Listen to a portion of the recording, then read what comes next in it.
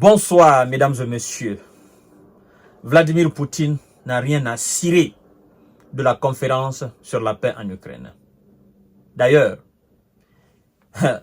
je crois que ces hommes ont reçu l'ordre d'intensifier les opérations au niveau de tous les groupes, au niveau de toutes les positions, sur toute la ligne d'attaque et de défense, du sud au nord, de l'est à l'ouest, du centre ou je ne sais où encore. Je crois que les forces armées russes ont reçu l'ordre pendant que les alliés sont en train de ce qu'ils appellent faire la conférence de paix. Parce que, mesdames et messieurs, il n'y a pas de répit, pas de repos, pas d'accalmie, intensité sur intensité. Un char a été anéanti. 10 drones ont été abattus. Des contre-attaques ont été repoussées, anéanties. Des brigades des alliés, des brigades ukrainiennes avec leurs supplétifs occidentaux ont été anéanties. Chères dames, chers messieurs, chères demoiselles. Après, on nous dit que la Russie n'effectue pas de percée majeure. Mesdames et messieurs, laissez-moi vous livrer mot par mot ce qui est le bilan quotidien du ministère de la Défense russe. C'est un bilan sombre. Je suis obligé de vous en parler, chères dames, chers messieurs, chères demoiselles, puisqu'ils ne veulent pas entendre parler de diplomatie avec la Russie, mesdames et messieurs. C'est inquiétant que des responsables qui sont censés sensibiliser et dire la vérité à M. Zelensky n'arrivent pas à le faire, mais plutôt sont en train d'appuyer sur l'accélérateur afin que ce pays soit complètement dans le noir total. Mesdames et messieurs, l'opération spéciale militaire russe, pas de répit, en ce jour de fête des musulmans, ce dimanche. Chères dames, chers messieurs, chères demoiselles, partagez la vidéo dans tous les groupes possibles. Assurez-vous d'avoir partagé cette vidéo, parce que le bilan est sombre, c'est le bilan quotidien du ministère de la Défense russe. Partagez la vidéo, likez la vidéo, sécurisez cette vidéo en la partageant, en likant, mettant des cœurs, réagissez dans les commentaires.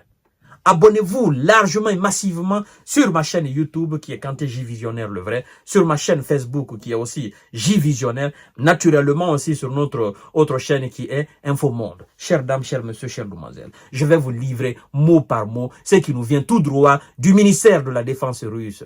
Oui, oui, chères dames, oui, c'est ça, la guerre à la guerre. C'est ça la vérité. 10 drones abattus, 11 chars détruits. Bilan quotidien de la défense russe, mesdames et messieurs. Oui, la défense aérienne russe a abattu 10 drones des forces armées, n'est-ce pas, des alliés, a rapporté le ministère russe de la défense. Un char léopard a été détruit. On a tellement capturé les léopards vivants, on les a tellement stockés dans le trophée de guerre russe, que maintenant on n'entend même plus parler des chars léopards allemands, encore moins des Challenger ou des chars Abrams. De toutes les façons, ça ne pèse rien. La technologie occidentale, la technologie militaire occidentale face à la technologie militaire russe ne pèse pas. Et après on nous dit que la Russie n'a pas de technologie. Après, on nous dit qu'on va priver la Russie de la technologie occidentale. Mais qu'est-ce que la Russie? Qu'est-ce que le complexe militaro-industriel russe s'emballe les yeux de la technologie militaire occidentale? Parce qu'elle ne fait pas ses preuves.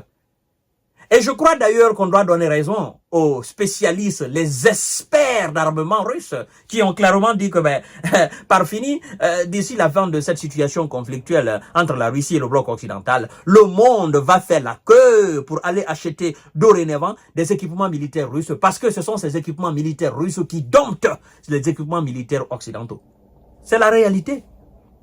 Parce que ce sont des équipements, ce sont des chars tout-terrain. Ce sont des armes qui ont fait leur preuve. Ce sont des obus qui font leur preuve. Face à des avions qui fuient et qu'on cherche à rattraper. Naturellement, je veux parler des avions américains, mesdames et messieurs. Alors, voici les points clés alors de le bilan quotidien de la défense russe. Waouh! La localité de Zagornoï se trouve dans la région de Zaporizhzhia, a été libérée. C'est une nouvelle localité. Zagornoï. C'est dans la localité de Zaporizhzhia. En ce dimanche, le ministère de la Défense russe nous apprend que ça a été libéré. Qui pour contester? Ben pour contester, il faut des éléments de preuve. Oui. Il faut pouvoir dire que oui, ce que la Russie a dit, c'est pas vrai. Mais puisque eux, partout, ils récupèrent, ils plantent là le drapeau russe et les autres fuient. Après, on nous dit ce sont des replis stratégiques. Mesdames et messieurs, alors, dans cette localité Zagornoï, dans la région de Zaporizhzhia, qui a été libérée par les forces armées russes, on nous apprend aussi que le groupement Centre a amélioré sa situation tactique et a vaincu des formations de 4 brigades des alliés.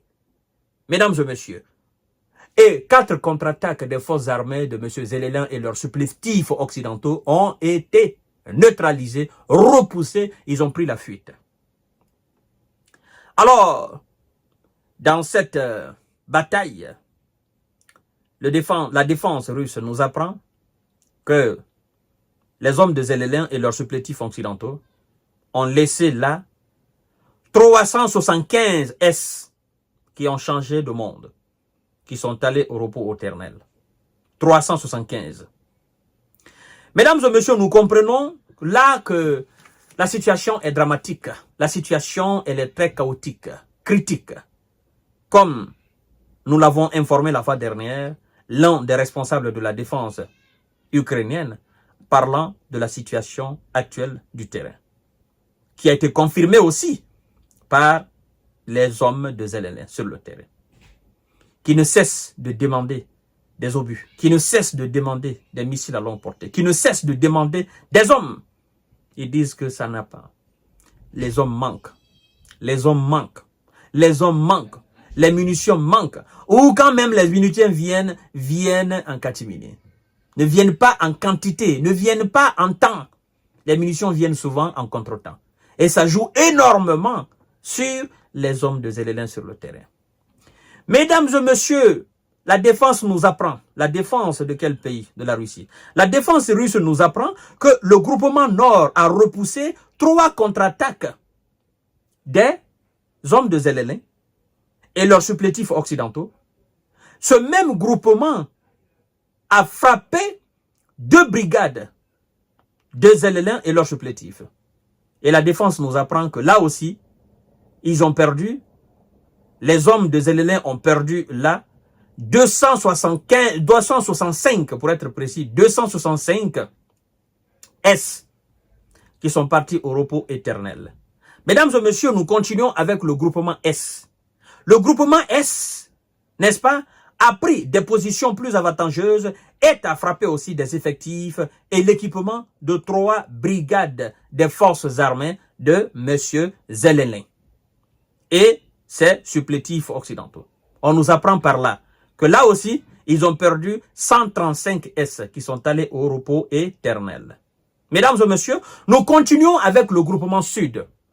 Nous sommes toujours dans le bilan quotidien de la défense russe.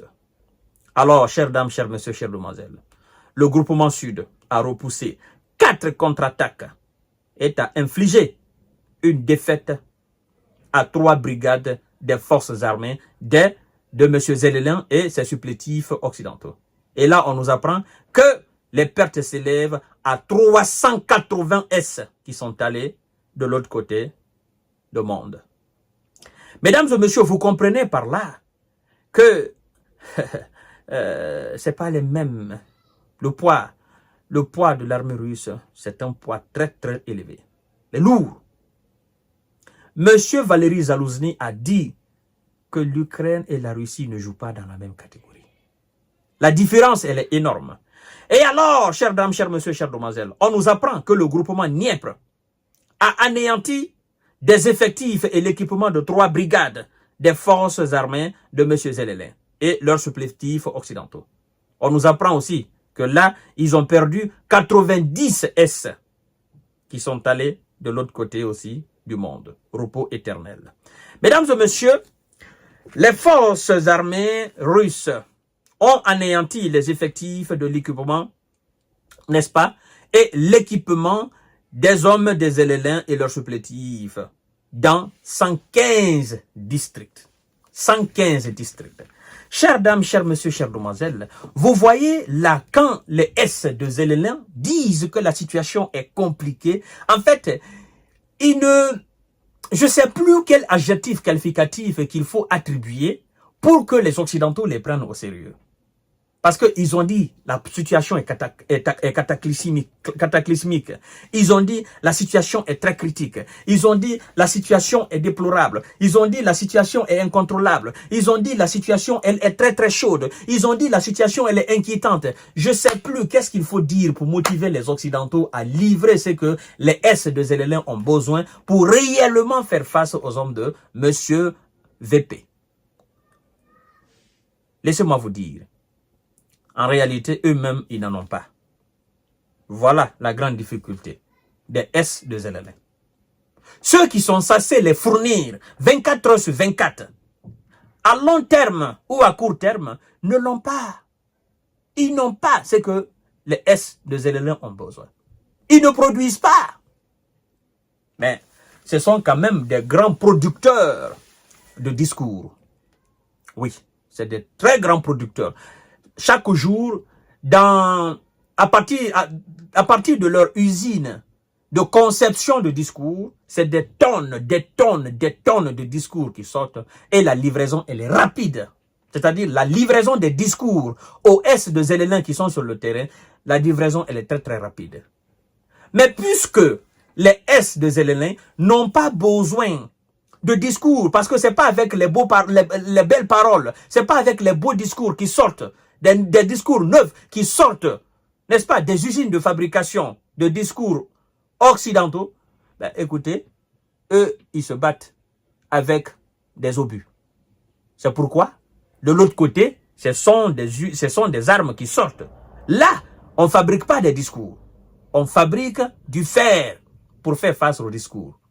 Et vous savez, le discours, c'est le vent. Et le fer traverse le vent.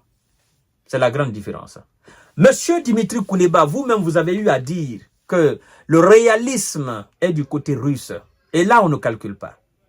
Moi, je souhaitais tout simplement, en tant que ministre des Affaires étrangères de M. Zelensky, que vous puissiez vous impliquer davantage dans la conception, n'est-ce pas, d'idées afin de remédier définitivement et pacifiquement à cette situation conflictuelle dans votre pays.